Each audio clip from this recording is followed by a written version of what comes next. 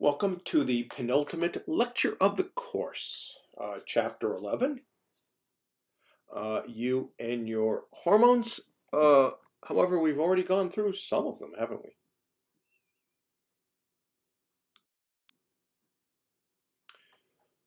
So humans have a healthy number of hormones. We've already talked about 4 of them.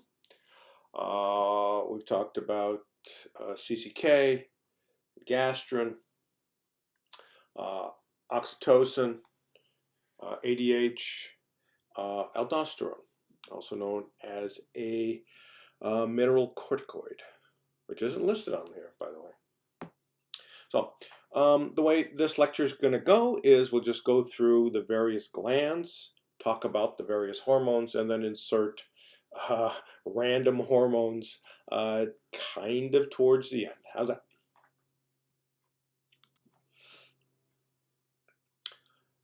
So the first stop on our hormone tour will be the pituitary glands. As you will soon find out, the pituitary gland itself is actually 2 separate glands. Okay, so here they are. They are located as an extension of the hypothalamus. Remember the hypothalamus we talked about during control of feeding? Hypothalamus controls most of your drives, and it does it via 2 ways, neuronally and, of course, hormonally.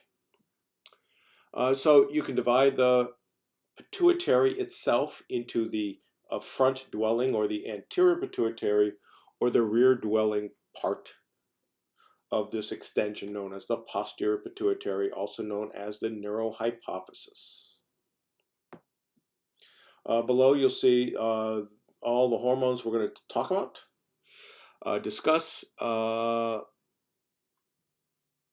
with the exception of the endorphins, and we've already talked about those.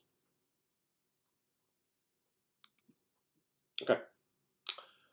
Developmentally, the pituitary comes from 2 separate developmental tissues. The posterior pituitary is simply an extension of the hypothalamus, hence the alternative name of the posterior pituitary, the neurohypophysis.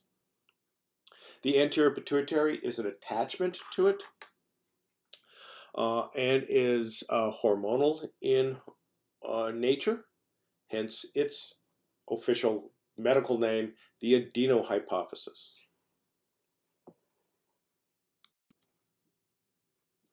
Both the anterior and the posterior pituitaries are direct communication with the hypothalamus. The old name, common name of the pituitary is the master gland, but it is the hypothalamus that controls the master gland. So let's talk about the pituitary, shall we? First off, the posterior pituitary. We'll go really quick with this. We've already discussed the only 2 hormones produced by released by the posterior pituitary. ADH, antidiuretic hormone, remember that? Increase water retention in the kidney. And oxytocin, which in the female stimulates labor contractions, milk release in the human. The most interesting thing about the posterior pituitary hormones is the trick question that rotten anatomy or physiology professors can give you.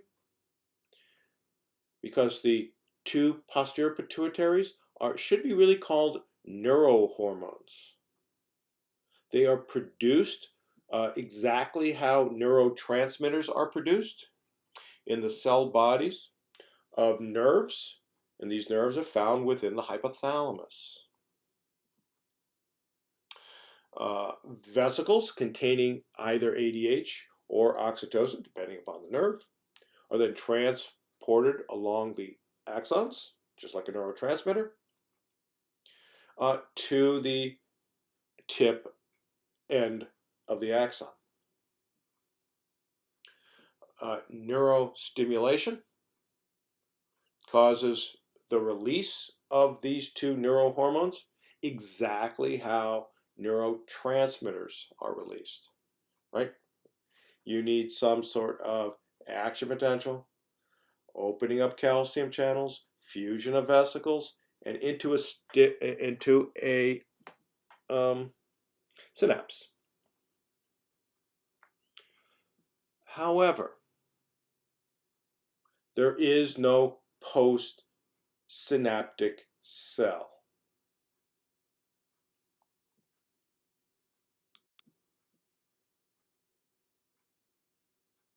There is no postsynaptic cell because these neurotransmitters are released into a capillary bed. As you can see down by that blue tangly thing in the photo. Again, antidiuretic hormone, oxytocin, are produced in the hypothalamus but are released in the posterior pituitary. Trick question, huh?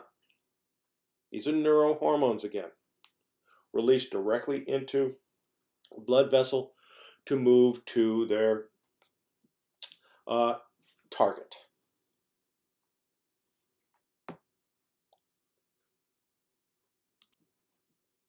The anterior pituitary and how it works is a lot more difficult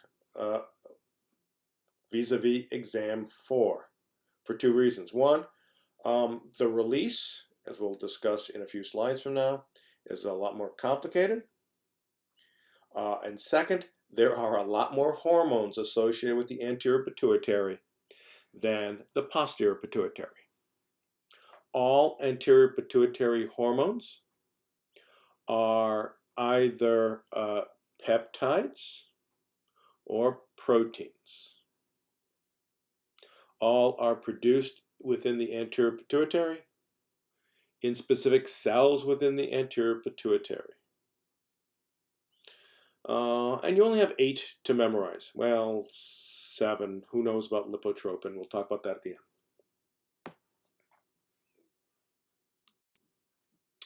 end. This does not have MSH or melanocyte stimulating hormone, but at least it has the other 6.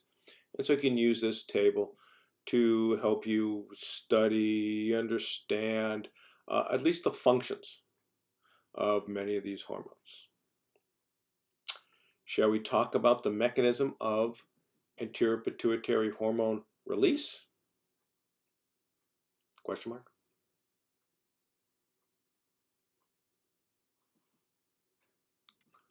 All right. So again, we have this photo showing you the intricate system of the anterior pituitary, which is the purpley blob down below.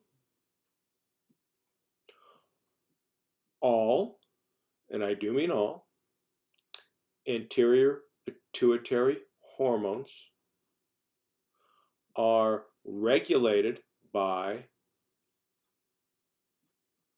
hypothalamic releasing hormones. Now these releasing hormones, most of them are stimulatory. We have a couple that are inhibitory to discuss.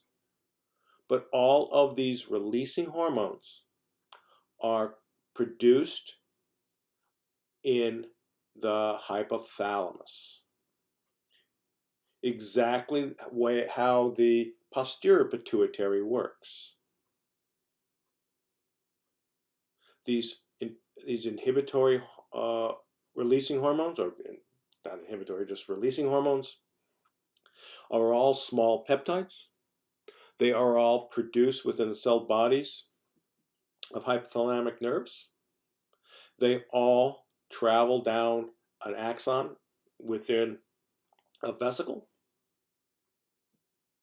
And all of these hypothalamic releasing hormones are released when the axon is depolarized. EPSP, action potential.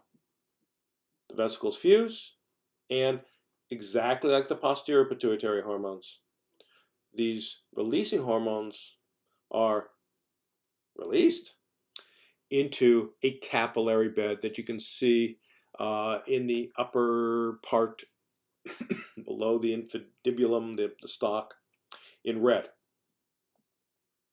And so the releasing hormone, shown here in the green dots, move down what is known as a portal vein.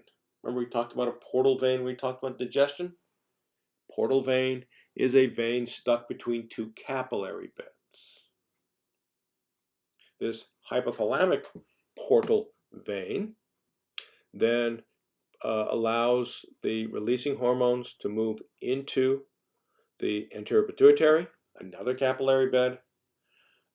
They transport out of the blood into the anterior pituitary, and there, because they're peptides, they must bind to membrane-bound receptors. And only those target cells will have the releasing hormone receptor. Function of the releasing hormone, again, via signal transduction, is to cause the production and release of anterior pituitary, at least the releasing hormones will do that. The inhibiting hormones, well, you can figure out what inhibiting hypothalamic hormones will do.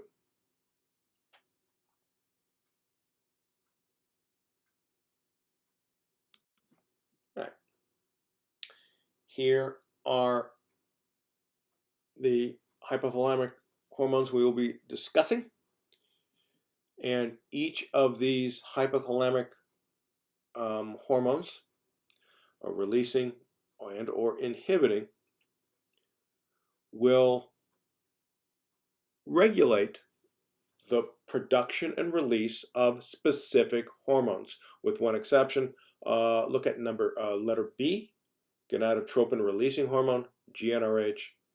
That is involved in two different hormones, luteinizing hormone, LH, and follicle stimulating hormone, FSH.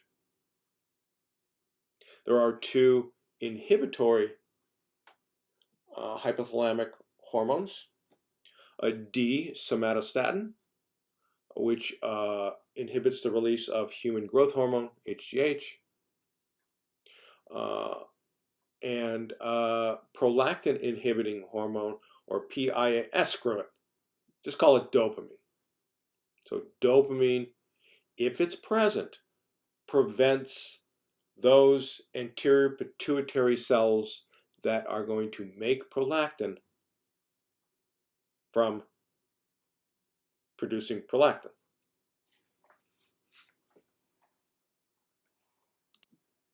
Again, here are the various hypothalamic releasing and, in a couple of cases, inhibiting hormones. Okay.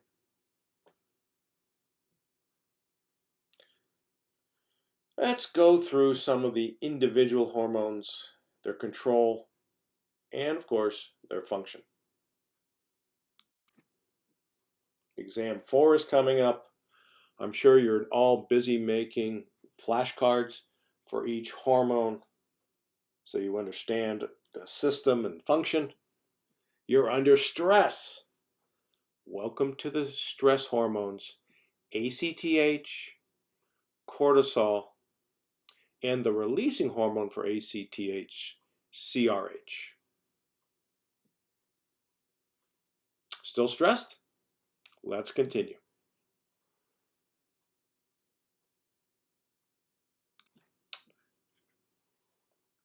Before we get into the mode and action of ACTH, we need to talk about our second gland of the day, the adrenal glands.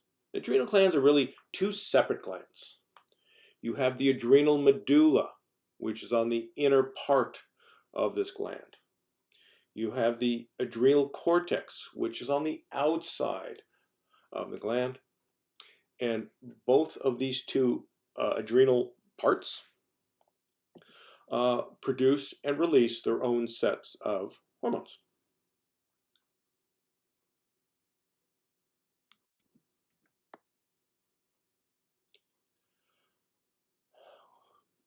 So from the adrenal cortex, the first one is a mineralocorticoid we've already talked about. We talked about you and your kidney. Aldosterone. Remember, aldosterone regulates sodium balance and is the major mineralocorticoid released by the adrenal cortex, a steroid. Another part of the adrenal cortex releases glucocorticoids, and this helps regulate metabolism, especially glucose metabolism. And the prime example of this is cortisol, and we'll discuss cortisol in the next slide, as well as the final maybe 5 minutes of the last lecture of the course. We'll discuss how cortisol initiates labor in pregnant women. There's another steroid hormone produced by the adrenal glands, and that are the sex hormones, testosterone and the estrogens. They are produced in the adrenal cortex in very low amounts, especially in the pre-puberty child.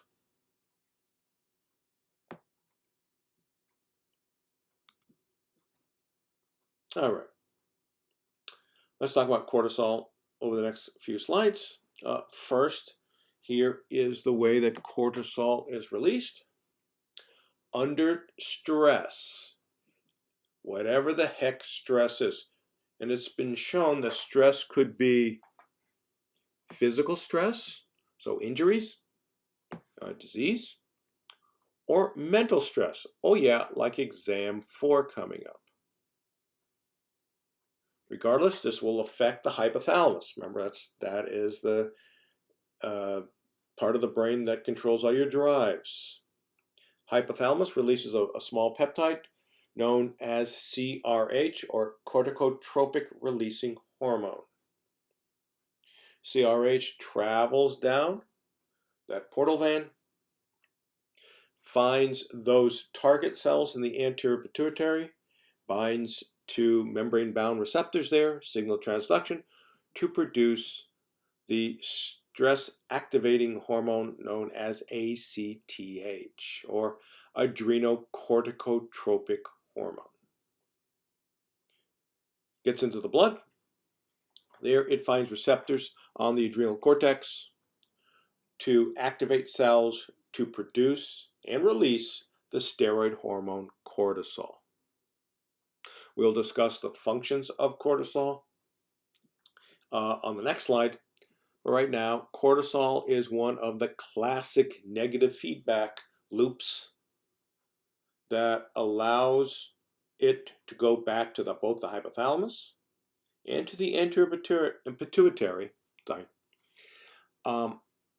to directly regulate production of the two hormones that cause its release: CRH in the hypothalamus, ACTH in the anterior pituitary. Classic negative feedback.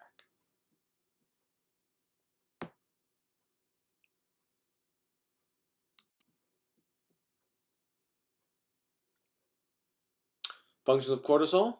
Now you can, one of the most common, at least topic medications that you can get either over the counter or as a prescription is hydrocortisone, which is a mimic of cortisol. And so whatever hydrocortisone will do, cortisol will do, hydrocortisone will mimic it. So cortisol is involved in increasing metabolism, usually by the use of bringing glucose in or fats. So cortisol will increase metabolism where its cytoplasmic receptors are found. It also can inhibit inflammation by inhibiting the immune system cells that release cytokines. Hence, this is why you put it on all your rashes and your sores and whatever you have on your skin. Again, cortisol is released under stress.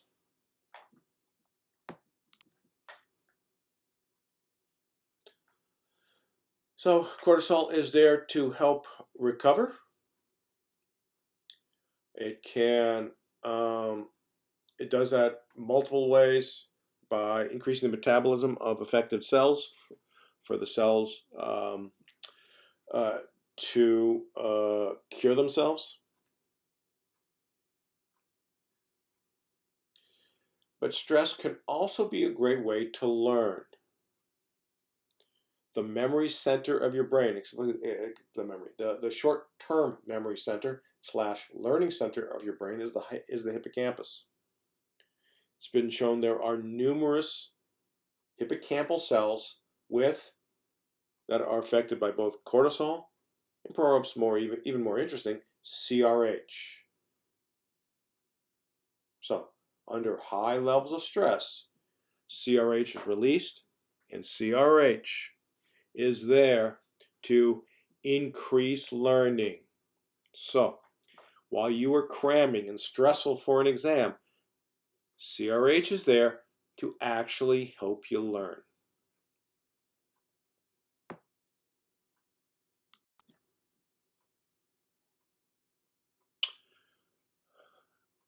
The adrenal medulla, again, is the innermost part of the adrenal gland.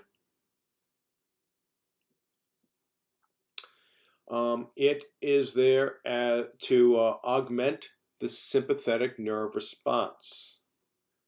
Recall the one difference between hormones and the nervous system. The nervous system is very fast, endocrine system very slow. The nervous system, however, is only short-lived. It only lasts for a small amount of time.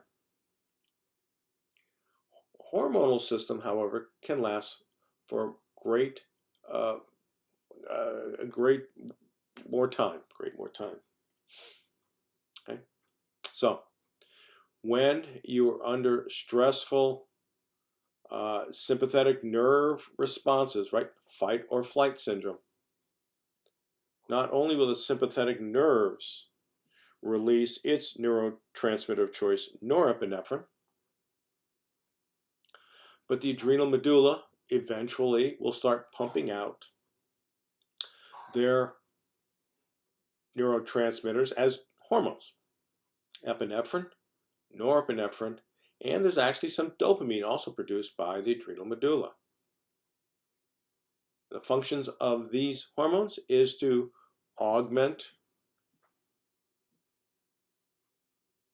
the similar effects that the sympathetic nerves have. And you can see in C how the sympathetic nerve response occurs. One extra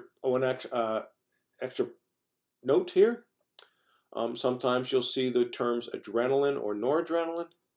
Adrenaline is nothing more than the endocrine physiologist's term for epinephrine, and noradrenaline for norepinephrine.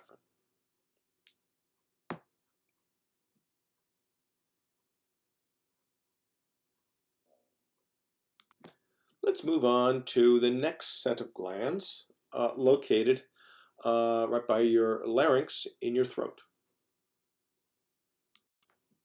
Welcome to the thyroid.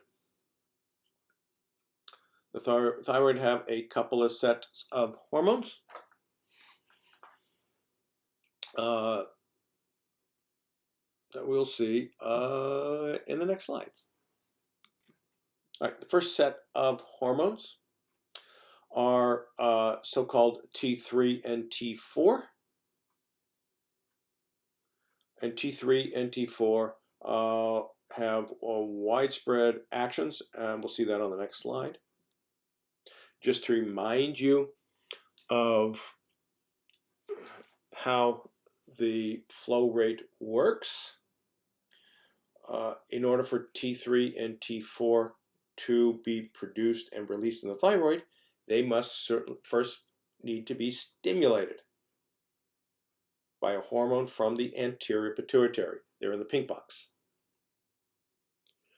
TSH, or thyroid stimulating hormone, is released, goes through the blood, binds to receptors on certain cells within the thyroid to cause them to, via signal transduction, of course, cause them to produce T3 and T4.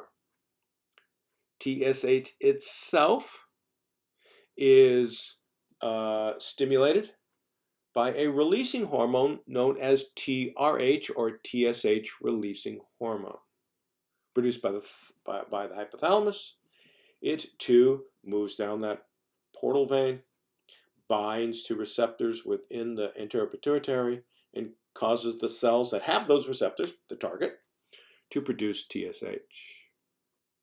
And in classic negative feedback mode, both T3 and T4 in the blood can move back to both the anterior pituitary and the hypothalamus to inhibit the release of TSH in the anterior pituitary or TRH in the hypothalamus.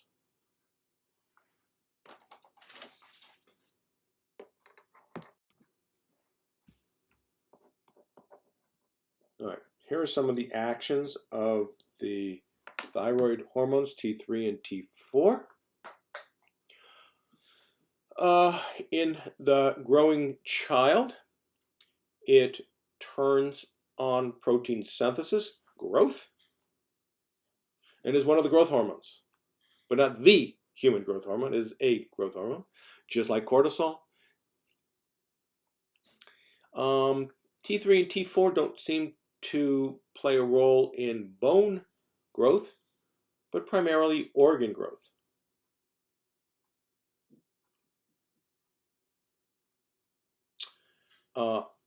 After puberty hits and the child stops growing, there is still release of T3 and T4 in the adult. And these now become, I guess, similar to what they were as a child, metabolic hormones.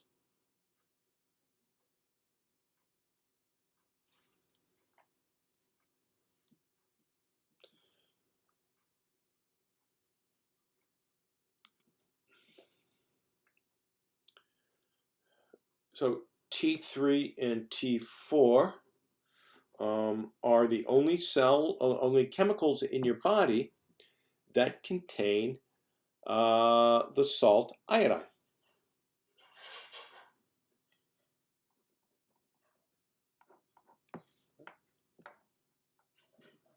If you look on the figure below, both T3 and T4 come from the amino acid, the nonpolar amino acid tyrosine, which makes both T3 and T4 nonpolar. So even though they are an amino acid derived hormone, they're going to work like steroid hormones in terms of binding to cytoplasmic receptors. The reason why T3 is called T3 instead of triiodothyronine is because it has count them three, iodine molecules attached to those ring structures. T4, or tetraiodothyronine, commonly referred to as thyroxine, has count them four, iodine molecules attached.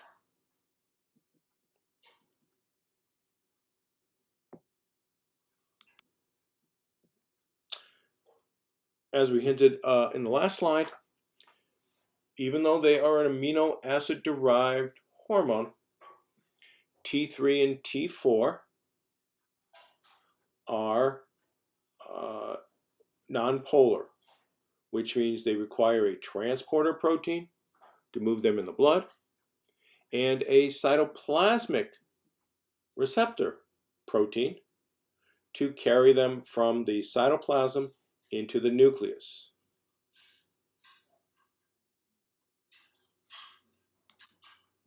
Once in the nucleus, exactly the way that steroid hormones work, the hormone plus its receptor will bind directly to the DNA to regulate, i.e. turn on or turn off, transcription.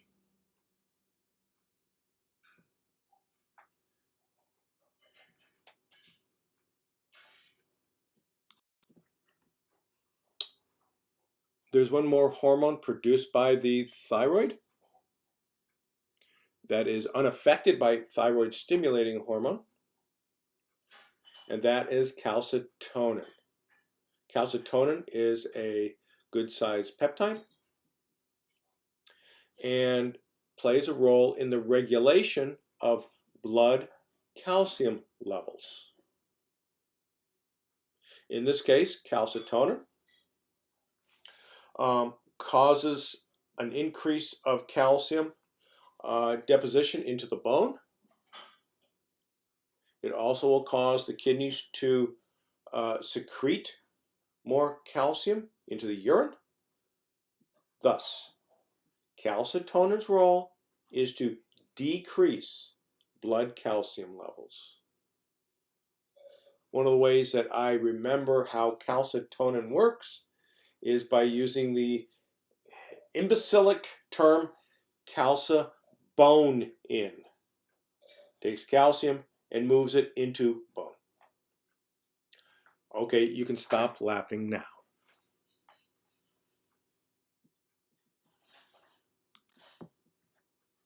There's another set of glands associated with the thyroid, and this is called the parathyroid glands. And there are 4 small clusters of cells that are closely associated with the thyroid gland, as you can see by the slide. The parathyroid glands secrete the hormone. This is going to be hard for you to figure out. Parathyroid hormone, right? If I ever am stupid enough, which could be, to ask what hormone does the parathyroid gland secrete, you can figure out it's going to be parathyroid hormone. This is a small protein that is antagonistic to calcitonin. So instead of calcibone in, it's calcibone out. Parathyroid hormone causes the bone cells to degrade bone and release calcium back into the blood, thus increasing blood calcium levels. This will also affect the kidney to stop secreting calcium into the urine, and the intestine to incorporate more calcium from the food into blood. So, calcitonin, parathyroid hormone are working together to maintain homeostasis of calcium in the blood.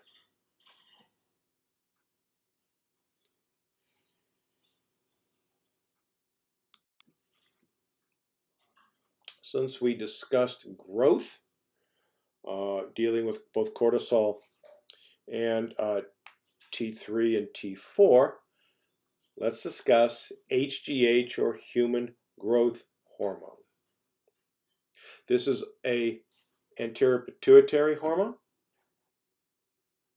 and this hormone, interestingly, has 2, count them 2, hypothalamic peptides that regulate its release.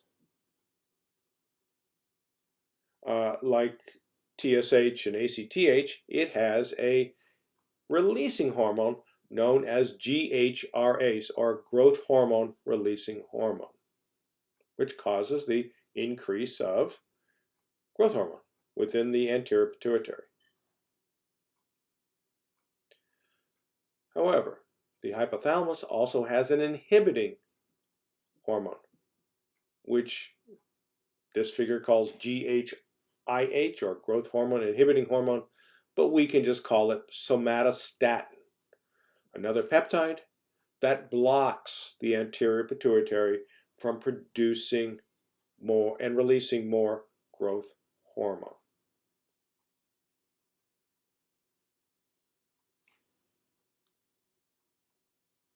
Okay. Let's look on the other slide for some of the functions of human growth hormone.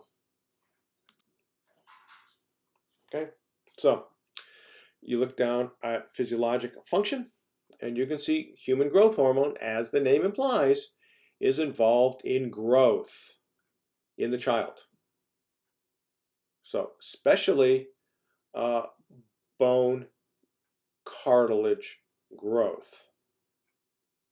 And so, growth hormone and its release will help dictate how tall kids will eventually be.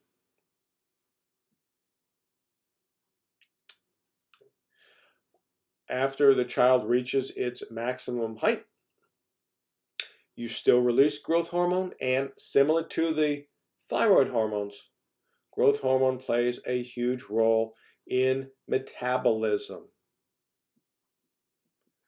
Both glucose metabolism as well as beta oxidation, fat metabolism.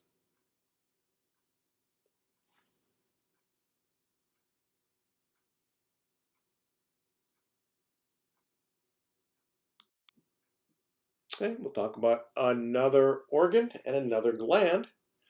A few lectures ago, we talked about digestion and the role of pancreas enzymes in helping the small intestine break down food.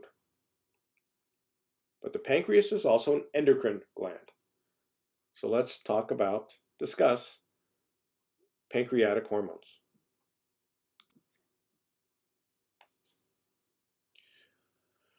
Endocrine cells are located in the islets of Langerhans and are assigned to 3 different cells. Alpha cells, which are going to produce the small protein called glucagon. Beta cells, which are going to produce the large peptide insulin. And the delta cells, which is going to produce our former best friend, the smallish peptide somatostatin, which we already saw released from the hypothalamus. Somatostatin, like its role in the brain, inhibits hormone release in the pancreas. Which hormones?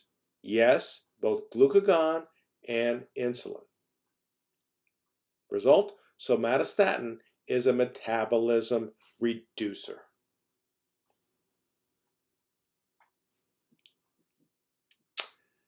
But let's talk about alpha and beta, shall we? Again, just showing you what the pancreas looks like. Again, it lives below between the small intestine and the stomach, and it has the 2 functions, one digestive, and today's lecture, hormonal. The beta cells release insulin, and insulin is the hormone that regulates blood glucose levels, at least decreasing blood glucose levels.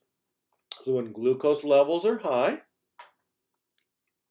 beta cells act as a glucose sensor and will produce and release insulin into the blood, where it will cause insulin will cause blood glucose to be taken up by primarily the liver and skeletal muscle.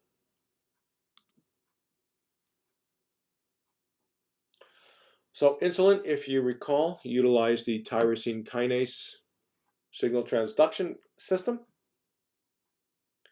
There it goes through a signal transduction cascade where, at least in skeletal muscles, it causes a channel called GLUT4 to move to the membrane of the skeletal muscle and cause more sugar, glucose, to be brought into the muscle cell itself for either use or storage. Insulin has other functions as well, one of which is to activate adipose cells to store fat.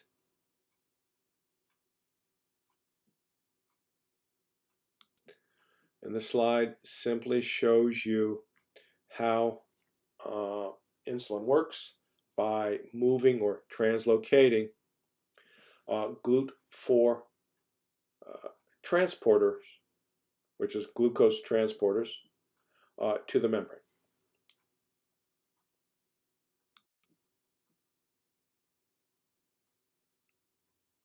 Glucagon is the antagonistic hormone to insulin, whereas insulin lowers blood glucose levels, glucagon raises blood glucose levels, and it's secreted by the alpha cells of the pancreas.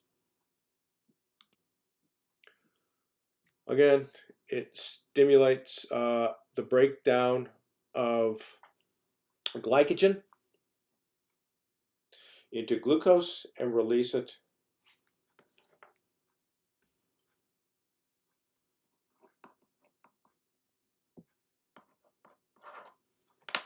into glucose, so it raises blood glucose levels.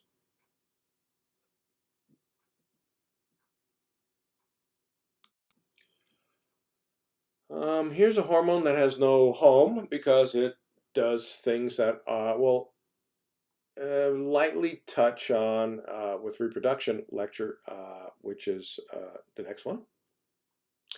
There's a protein called prolactin.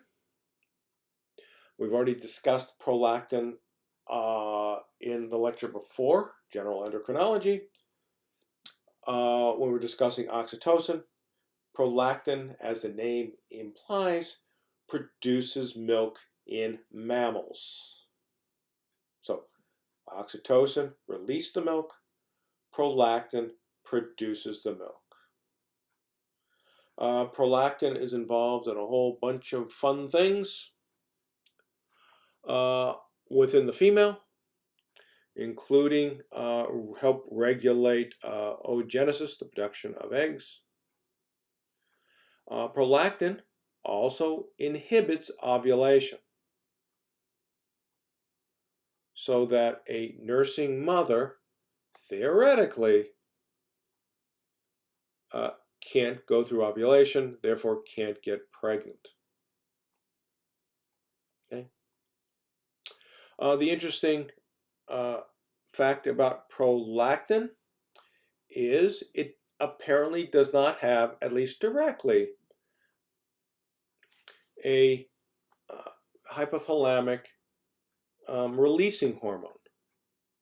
Instead, prolactin has a hypothalamic inhibitory hormone, which we can just call dopamine.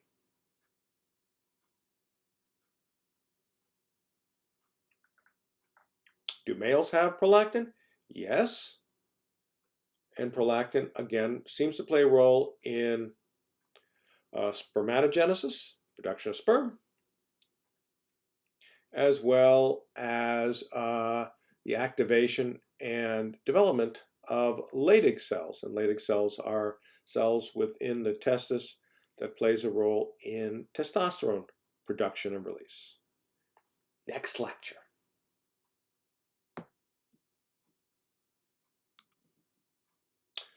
We're going to talk about a couple of other pituitary hormones that occur during the production of ACTH.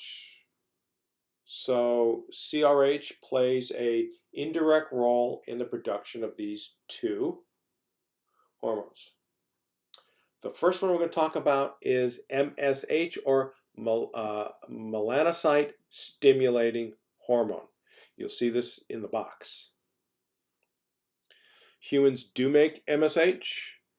Functions, we know that in certain cells it will increase, as the name implies, melanocytes, usually skin cells, to produce the darker pigment melanin.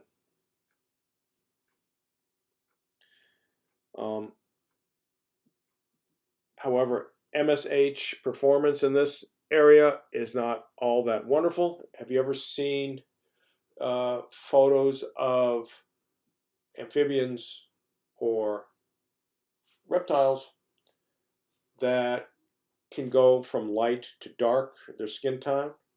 That is directly controlled by MSH in those vertebrates. MSH, other functions, of course, it's the old, sexual sensitivity. Who knows what else? But we do produce it. We also produce a hormone known as, mammals have been shown to also produce a hormone known as lipotropin, another part of the gene, the transcript that will make ACTH. In rodents, injections of lipotropin cause fat rodents to overutilize and break down fats. So animals that are given lipotropin are nice and thin. Animals whose lipotropin release has been blocked are fat. So, this is the greatest diet drug known to man. Well, it has not been established that lipotropin is effective in humans. Because if it was effective, every Beverly Hills dietitian would be injecting beta or alpha or gamma lipotropin into their patients. We have one more hormone to discuss, and these are the prostaglandins. We mentioned them briefly as they have autocrine function. They are made up from phospholipids using the enzyme both prostaglandin synthase and COX to produce. And prostaglandin functions you'll see on the next slide. The main one is pain. Prostaglandins promote pain at nerve ends. The next lecture, reproduction, we're going to also discuss prostaglandins as the indirect instigator of labor delivery. But prostaglandins also play a role in all sorts of other things, including the immune system, the inflammation response, constriction of the bronchi, etc., etc. With respect to pain, prostaglandin and the production of prostaglandins is a major focus of many of the over-the-counter drugs known as non-steroidal anti-inflammatory drugs. The most common, of course, being aspirin or ibuprofen. And these work to block the production of prostaglandins.